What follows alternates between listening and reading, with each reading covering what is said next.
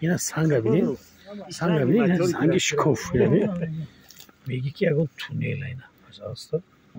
چندین هزار سال در ته آن مونده که تری شکوف شاید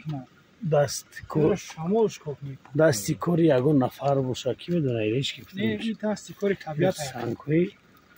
گناهگونی نبیده پرشینه چی شده این بلاک موتور این سنگا یک جامعه بگو بابا کلون هم تریف دیدن یه اون مزار هست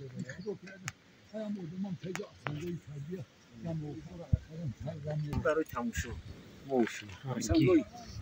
خیلی تو خلق شد آدم رو بینید گریس میگوده اجوی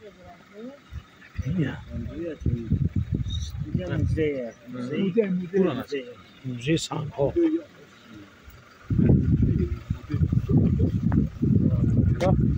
گوه نجد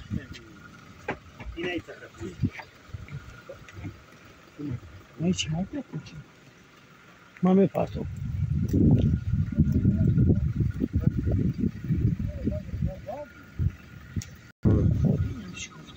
چی کرد نیسته فهمید کود کرد یه تیشرت زن بابا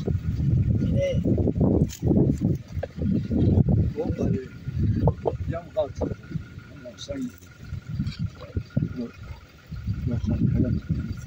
چی منظره که با بچه خیلی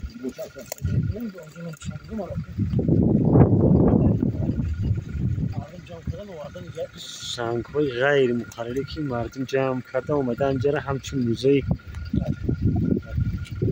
استفاده می شود ناحیه شمسون شوید جماعت دیهات لنگردره دیهه حضرت امام جعفر صادق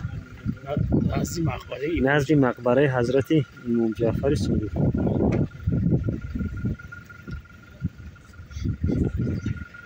100 کیلومتر دور از مرکز ناحیه شمسون شاهین